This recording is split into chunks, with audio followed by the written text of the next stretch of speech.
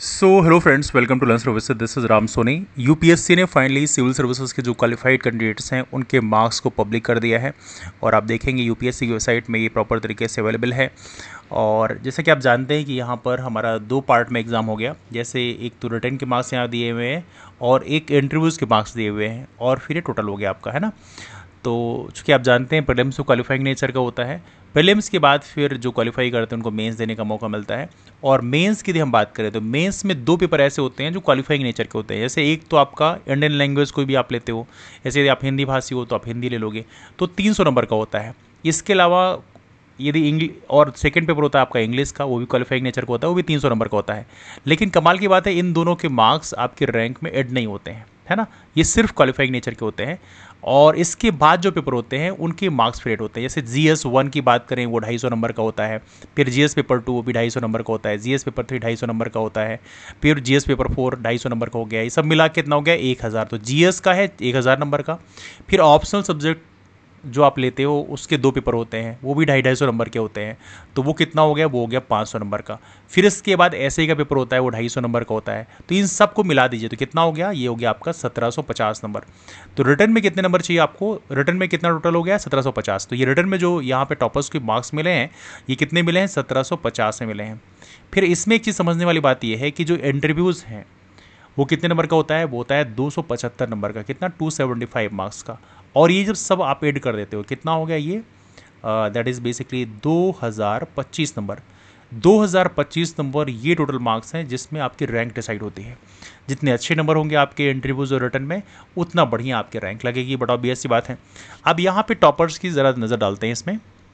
Let's have a look on it. तो यहाँ पे आप देखेंगे फर्स्ट रैंक स्कोर किया है आदित्य श्रीवास्तव ने, जो कि IIT से ग्रेजुएट हैं। आप जानते हैं इलेक्ट्रिकल इनकी ब्रांच थी। काफ़ी बढ़िया स्कोर किया है, ऑलरेडी IPS ऑफिसर थे।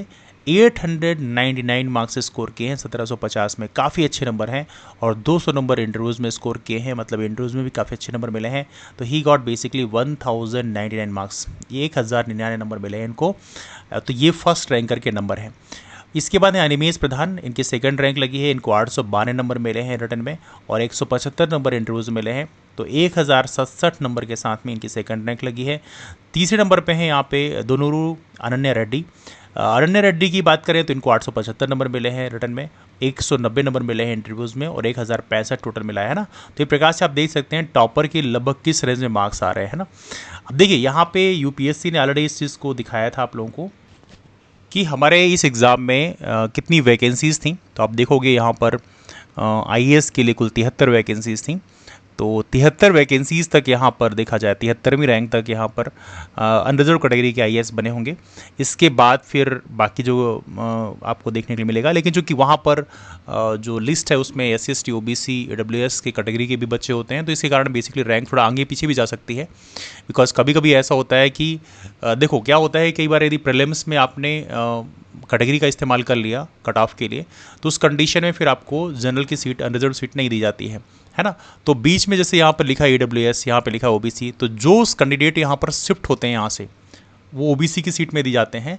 तो उस कंडीशन में कई बार ऐसा भी होता है कि यहाँ पे 73 रैंक के नीचे वालों का भी सिलेक्शन हो जाता है ना, बिकॉज ऑफ दैट थिंग। चूँकि अनरिजर्व में हालांकि सभी फाइट करते हैं, लेकिन कई बार क्या होता है, यदि आपने प्रीलिम्स में यदि SC ST OBC AWS कोई भी कैटेगरी का इस्तेमाल कर लिया नंबर के लिए, तो उस कंडीशन में फिर ऐसा होता है कि यहाँ पर ये जो रैंक है वो शिफ्ट होती है। मतलब जनरल कैटेगरी में 73 रैंक से नीचे वालों का भी सिलेक्शन कई बार हो जाता है। That is one of the thing. तो ये आप ध्यान रखेंगे। तो यहाँ पे ऐसे काम करता है। फिर उसके बाद हालांकि बाकी जो AWS OBC SC ST यहाँ पे तो IAS बनने के लिए रैंक और काफ़ी नीचे चली जाती है। तो इस तरह से बेसिकली सिस्टम होता है। तो ये आई थिंक आप समझ गए होंगे, एक जनरल ब्रीफ आइडिया।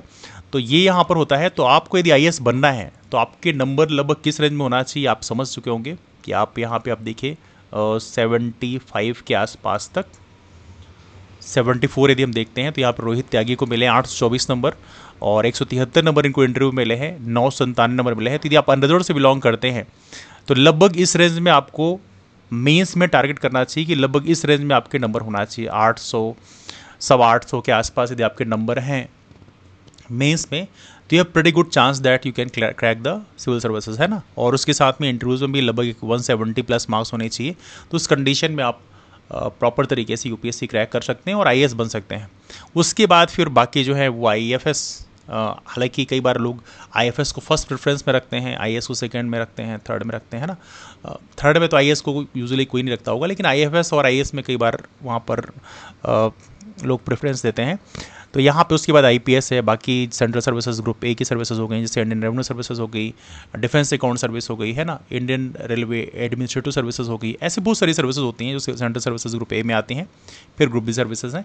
तो ये यहाँ पर आपके सामने बताया गया है कि ये इस रेंज में लगभग आपको अपने मेंस में टारगेट करना चाहिए, तो आपको आपके सिलेक्शन होने के चांसेस काफ़ी ज़्यादा हो जाते हैं। तो यहाँ पे टॉपर्स के नंबर किस रेंज में हैं ये आप लोगों ने देख लिया। एंड कुछ ही दिनों में शायद मोस्ट प्रोबेबली जो मार्कशीट है वो भी पब्लिक कर दी जाएगी। तो टॉपर्स को किस सब्जेक्ट में कितने नंबर मिले हैं, जैसे GS पेपर 1 में कितने मिले हैं, पेपर 2 में कितने मिले हैं, पेपर 3 में ऑप्शनल में कितने नंबर मिले हैं, ऐसे में कितने मिले हैं, वो सारी चीज़ें अभी प्रॉपर तरीके से पब्लिक हो जाएंगी। तो कुछ ही दिनों में टॉपर्स जो हैं प्रॉपर तरीके से वो पब्लिक डोमेन में शेयर कर देते हैं, तो वहाँ से फिर जानकारी मिलने लग जाती है, तो वो फिर हम लोग शेयर करेंगे, है ना। तो ये डिस्कशन हमारे UPSC टॉपर्स के बारे में और कितने मार्क्स इसको मिले हैं उसके बारे में डिस्कशन किया। तो आपके पास फर्दर कोई डाउट्स हैं तो आप नीचे कमेंट करके पूछ सकते हैं। मुलाकात करते हैं फिर, तब तक ले bye, take care and wish you all the best for your prelims. आप लोग के प्रीलिम्स होने वाले हैं, पूरी ताकत झोंक दीजिए and let's see what happens. That's all, thanks so much.